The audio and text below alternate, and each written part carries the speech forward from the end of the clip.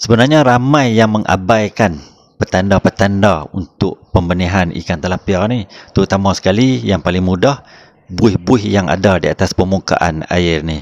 Terutama sekali kita akan nampak di tepi-tepi kolam tu, buih yang agak pelik sedikit, buih-buih yang halus dan agak berkarat sedikit. Kalau kita tengok, sebenarnya buih ni bukanlah terhasil daripada pam oksigen ataupun daripada klorin. Ini adalah sebagai petanda ataupun petunjuk dah pun ada hormon daripada jantan dan betina induk ikan tilapia dalam kolam ni dah mula buat pembenihan. Jadi buih-buih ni sebenarnya tak lama pun, mungkin dalam satu hari dia akan hilang begitu saja.